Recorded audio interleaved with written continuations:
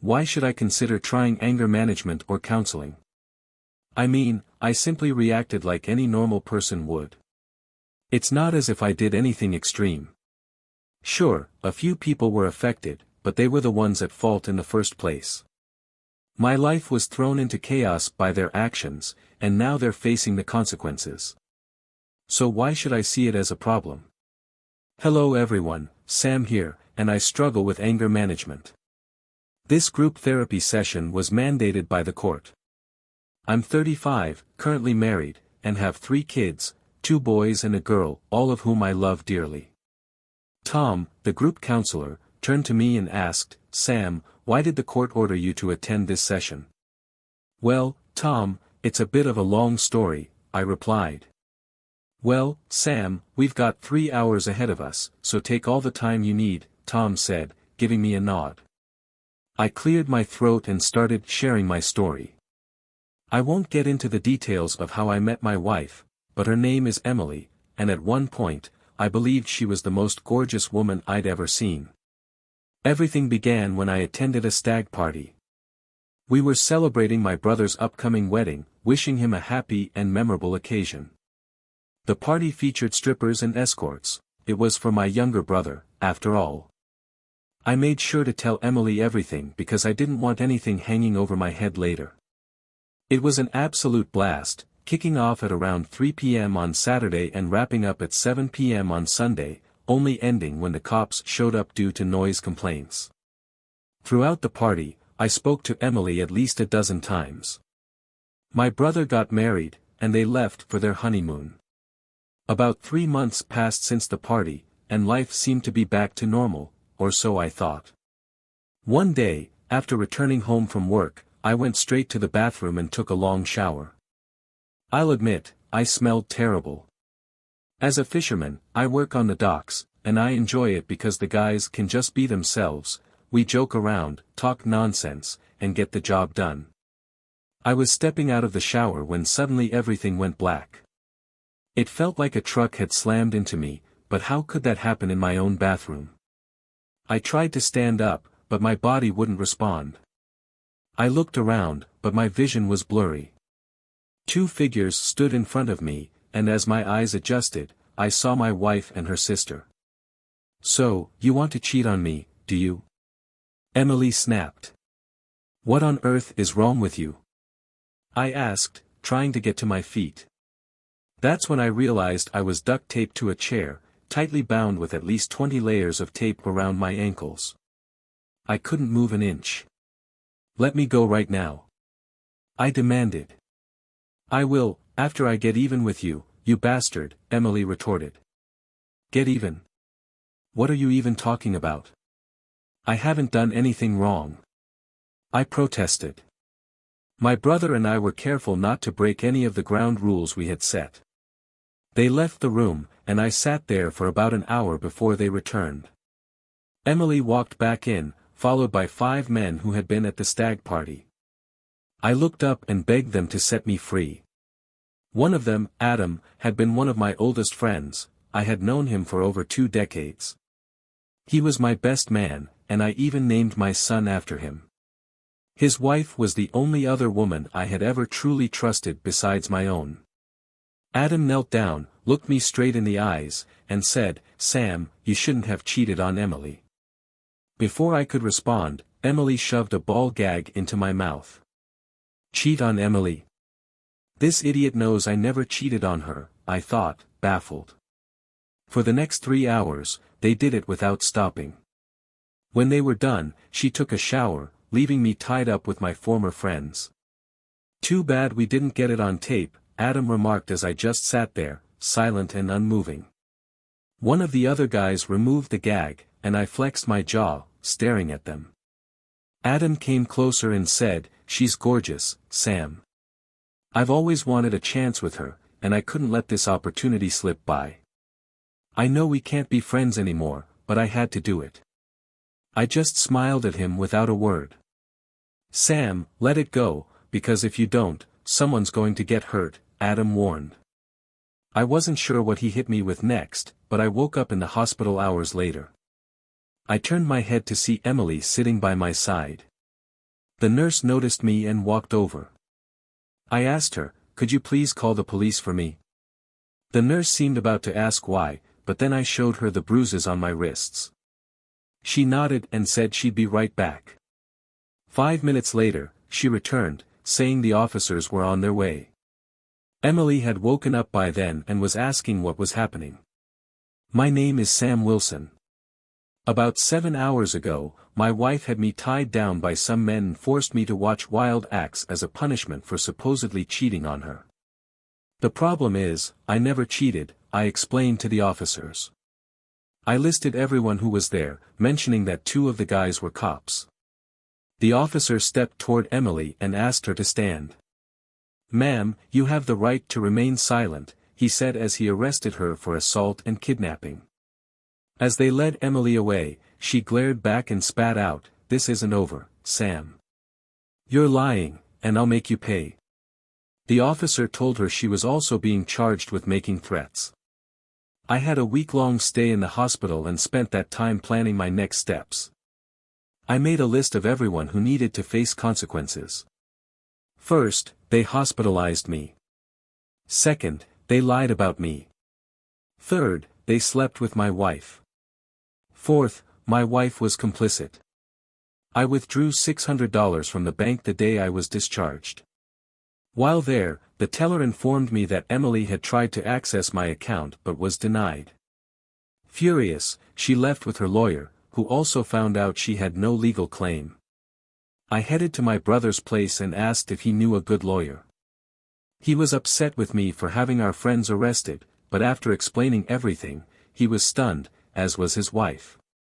She initially called me a liar, but my brother defended me, telling her I never lie. "If you're siding with that witch, get out of here." "This is my brother you're talking about," he snapped. She stormed out, grabbing her purse. My brother looked her dead in the eye and said, "If you get involved in this mess and aren't on my brother's side, let me know now. We could get this marriage annulled because you're either with us or you're not." She looked at him and walked straight out the door. We heard the car engine start, and soon after, the door opened again. She stepped back in and threw her wedding ring on the floor. My brother simply said, "So be it." She turned around and left again. The first thing we did was head straight to a lawyer. We set my plan into motion, and the __ would hit the fan by the end of that week. Friday, D-Day, kicked off with a bang right at 9 a.m. My realtor placed a "for sale" sign in my front yard just as Emily was heading off to work. She jumped out of her car, demanding, "What the hell are you doing?" The realtor calmly showed her the paperwork indicating the house was up for sale. Emily screamed, insisting he couldn't do that. "Oh, he sure can, it's his house," was the realtor's reply. While at work, Emily's boss came in with a young guy who said he was there to see her. He asked if she was Emily Wilson, and when she confirmed, "Yes, I'm Emily Wilson," he handed her a large brown envelope and stated, "You've been served."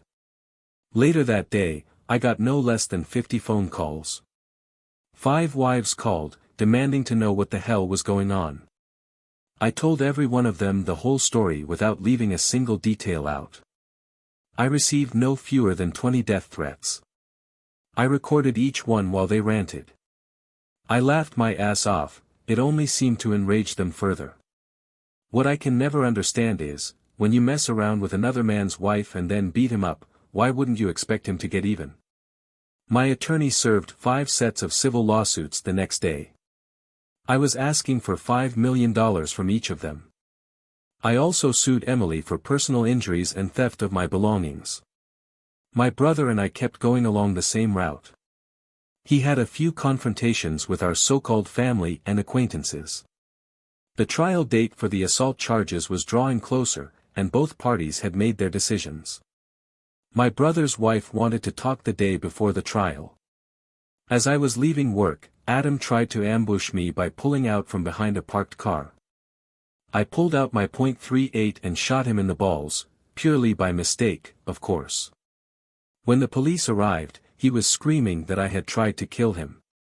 I explained to the officers what happened and suggested they check the security camera footage if they didn't believe me. Adam looked around and realized there were cameras everywhere. Adam, you're such a dumbass. But don't worry, maybe they can reattach your balls. If not, we all know who'll be the witch in jail, I remarked. A guy with no balls in prison. Oh, you'll be quite popular, I laughed. The officer came back after reviewing the footage and asked to see my gun permit.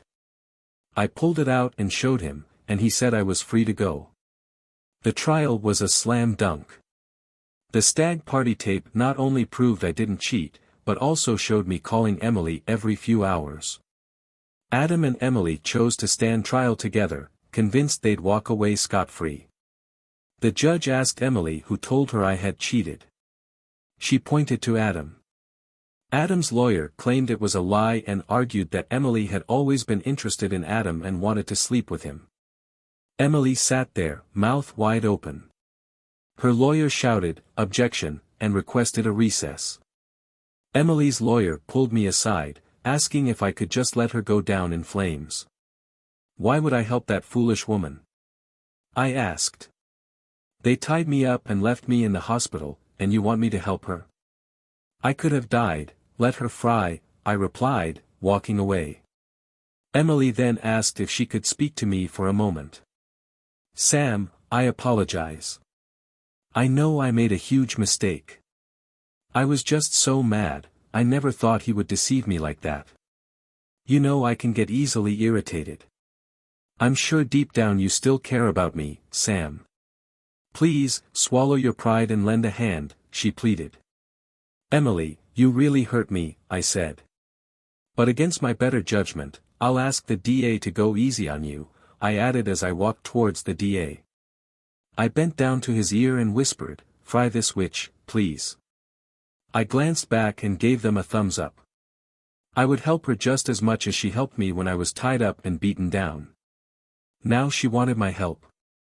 Emily received a 5-year sentence, while Adam got 20 years. When the rest of the group heard about the long sentences, they all scrambled to make deals. After Adam was sentenced, his wife Sharon approached me. Sam, I know he hurt you and wrecked your marriage, but did you have to go this far? She asked. Sharon, I know this is hard for you, but your husband beat me so badly I ended up in the hospital for a week. They left me there bleeding. I did what I had to do. I wanted to kill them all.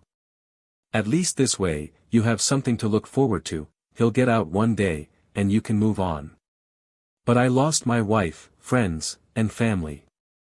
Who's hurt more here? I turned and walked away. You might think the story ends there, but it doesn't.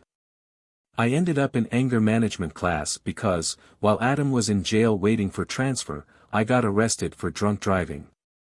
During my 10-day sentence, I kicked his ass every chance I got. I hit him in the face in the rec room, bashed him with a metal tray, and kicked him in whatever was left of his balls. When I faced the judge, he figured out what I'd done. He gave me a $100 fine and time served. Across the next 4 trials, I made sure to get even with every one of those bastards. 2 of them got jumped during a bar fight when the cops showed up. Someone had a taser gun, they took over 1,000 volts to the nuts. The last 2 got beaten up by 4 masked guys. Funny enough, I was in Texas visiting my cousin when it all happened. Now I'm sitting here chatting with you guys because the judge thinks I have anger issues. After a brief pause, everyone started clapping.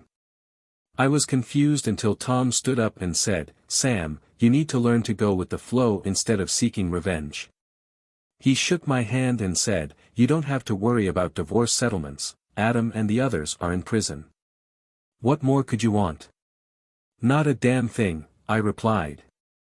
In that class, I found out those guys got off easy. One of the men shoved an axe handle up his wife's lover's ass. Another used vice grips on the lover's privates. The one who scared me most was a doctor, he injected battery acid into his wife's lover's balls. All of them served at least 5 years and had to attend this class as part of their parole. My brother's wife is back home, trying everything to win his forgiveness. Emily was her best friend, so I advised him to at least give it a try. She had chosen our side when she could have warned Emily. As for me, I'm dating a wild redhead I met at the prison while finalizing Emily's divorce papers. Sharon's divorce from Adam was finalized, and she asked me out. She shared Adam's latest plan. He wanted her to kill me for a new trial. She assured him, "I'll make sure Sam pays. It will be slow and lasting," and he believed her. And you know what? When I looked into Sharon's eyes, all I saw was love. Emily writes me every week, asking me to visit her. She knows she was wrong but says she was just so angry. She's even attending group therapy for her issues. I know what that's like. How am I feeling now? Pretty damn good. Maybe I sound like a bastard, but this is my story. I stand by defending yourself without resorting to extreme penalties. Being a doormat isn't the answer either. It's all about striking a balance when someone betrays you. What's your opinion on this, OP? Thanks for joining us in our tales where revenge is served hot. Subscribe to our channel to make sure your next chef stays loyal. Tune in for the next one if you're hungry for more revenge stories. If you're under 18, this isn't for the faint-hearted.